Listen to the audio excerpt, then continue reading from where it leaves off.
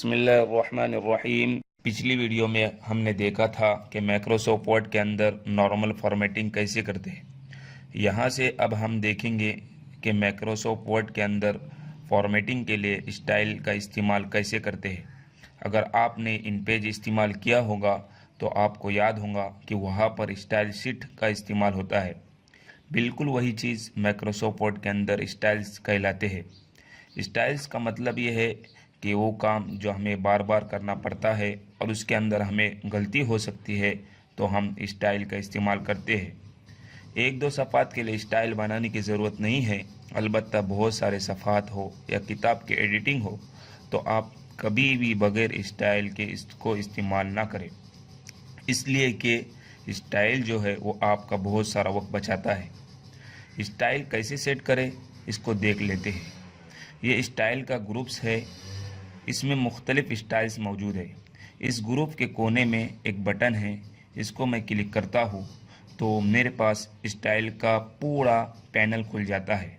आप देख रहे हैं कि मैं यहाँ पर क्लिक करूँ तो नॉर्मल सिलेक्ट हो रहा है, तो इसका मतलब ये है कि इसके पीछे ये स्टाइल काम कर रहा है। माइक्रोसॉफ्ट वर्ड में स्टाइल की एक फहरिस्त है। अगर आपको देखना हो तो यहाँ पर ऑप्शन में आ जाइए और यहाँ से ऑल पर सिलेक्ट करें तो आपको स्टाइल की एक मुकम्मल फहरिस्त नज़र आएंगी। चूँकि माइक्रोसॉफ्ट वर्ड इंग्लिश के लिए बनाया गया है तो ये स्टाइल इंग्लिश के लिए तो कारआमद होते हैं, लेकिन हमें उर्दू पर काम करना है तो हम उर्दू के लिए अलग स्टाइल बनाते हैं। माइक्रोसॉफ्ट वर्ड के अंदर ये नॉर्मल स्टाइल है, ये तमाम स्टाइल की जड़ है। आप इस स्टाइल में कोई तब्दीली करेंगे तो इसका असर बाकी स्टाइल पर पड़ेगा और वो कुछ न कुछ चीज़ें इससे ले लेंगे। मसलन अगर इस स्टाइल से फ़ॉन्ट तब्दील करेंगे तो बाकी स्टाइल इनका भी फ़ॉन्ट तब्दील हो जाएगा। सबसे पहले हम इन सब पैराग्राफ का डायरेक्शन तब्दील करेंगे। उसके लिए सबसे पहले मॉडिफाई में आएंगे, फिर यहाँ हम फॉर्मेट के बटन पर आएंगे और उसको क्लिक करेंगे।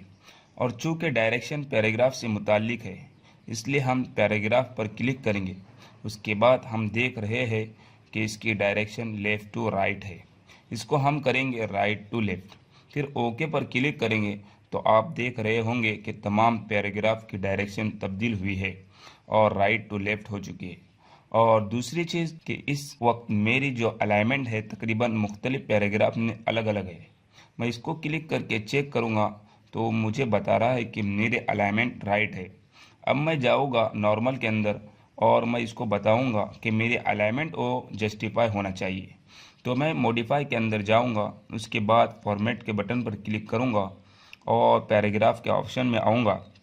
अब मैं यहाँ से अलाइनमेंट के अंदर राइट हुआ है, मैं इसको जस्टिफाई करूँगा। जैसे ही मैं ओके करूँगा तो अब मुझे ये बता रहा है कि मेरा पैराग्राफ दाएं और बाएं दोनों तरफ से बराबर है। अब हम इसका फ़ॉन्ट तब्दील करेंगे तो मैं यहाँ दोबारा आऊँगा और नॉर्मल पर क्लिक करूँगा, मॉडिफाई, और यहाँ पर आकर मैं उसका फ़ॉन्ट तब्दील करूँगा। अगर आपको उर्दू का फ़ॉन्ट तब्दील करना है तो आप यहाँ पर आकर कॉम्प्लेक्स पर क्लिक करें। कॉम्प्लेक्स पर क्लिक करके इसका फ़ॉन्ट तब्दील करेंगे। मैं जमील नूरी नस्तालिक पर क्लिक करता हूँ, उसके बाद उसका साइज़ भी तब्दील करता हूँ, उसको करता हूँ 16। उसके बाद ओके पर क्लिक करता हूँ तो आप देख रहे हैं कि फ़ॉन्ट और साइज़ भी तब्दील हो चुका है।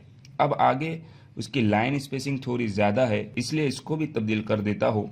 तो दोबारा मैं मॉडिफाई में आऊँगा और फिर उस फॉर्मेट बटन पर क्लिक करूँगा और उसके बाद पैराग्राफ, उसके बाद इस लाइन में आकर 24 रख लेता हूँ, फिर ओके पर क्लिक करता हूँ तो आप देख रहे हैं कि लाइन स्पेसिंग भी कम हो चुकी है। एक और चीज़ रह गई, वो है कि उर्दू किताबों को जब शाये किया जाता है तो अमूमन पैराग्राफ की पहली लाइन है उसके शुरू में स्पेस दिया जाता है, उसके लिए टैब दबाया जाता है। जैसे मैं यहाँ पैराग्राफ के शुरू में आ गया और यहाँ से मैंने टैब पर क्लिक किया तो उतनी जगह उसने छोड़ दी, लेकिन ये काम मैं नॉर्मल करने जाऊँगा तो हर पैराग्राफ पर आकर मुझे टैब दबाना होगा, जिससे काफ़ी वक्त चला जाएगा। अब हमारा वक्त बच जाए उसके लिए हम दोबारा मॉडिफाई में आएंगे, उसके बाद फॉर्मेट पर क्लिक करेंगे, उसके बाद पैराग्राफ में आएंगे, उसके बाद यहाँ आकर आप देख रहे हैं इंडेंटेशन के अंदर एक ग्रुप है स्पेशल।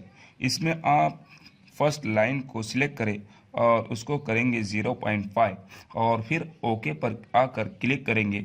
आप देख रहे हैं कि पैराग्राफ की फर्स्ट लाइन में फासला हो गया है और हर पैराग्राफ की फर्स्ट लाइन में फासला हो गया है। इस तरह हम माइक्रोसॉफ्ट वर्ड के अंदर किसी स्टाइल को करते हैं मॉडिफाई। तो आप जब भी किसी नए डॉक्यूमेंट पर काम करें तो सबसे पहले आपकी कोशिश यही हो कि जो बुनियादी काम है जैसे फ़ॉन्ट तब्दील करना, अलाइनमेंट सेट करना वगैरह, तो सारा काम नॉर्मल के साथ ही करें। वरना अगर पहले किसी स्टाइल को तब्दील करेंगे बाद में नॉर्मल को करेंगे तो आपको हर स्टाइल के अंदर दोबारा करना पड़ेगा। और ये बात भी जहन में रखें कि जो डायरेक्शन है वो हम सिर्फ नॉर्मल स्टाइल में तब्दील कर सकते हैं, और अगर किसी और स्टाइल की डायरेक्शन चेक करेंगे तो आप वहाँ इसको बदल नहीं सकते। जैसे कि मैं हेडिंग 1 का डायरेक्शन चेक करता हूँ तो इसकी डायरेक्शन मुझे बुझी हुई नज़र आएंगी क्योंकि इसका ताल्लुक है नॉर्मल के साथ। नॉर्मल में आप जो तब्दीली करेंगे बाकी स्टाइल वो सेटिंग नॉर्मल से लेंगे। तो पहली कोशिश ये करें कि नॉर्मल स्टाइल को सबसे पहले तब्दील करें, किसी और को तब्दील पहले ना करें। तो दोस्तों आज के लिए बस इतना, फिर मिलते हैं इंशाल्लाह अगले वीडियो में।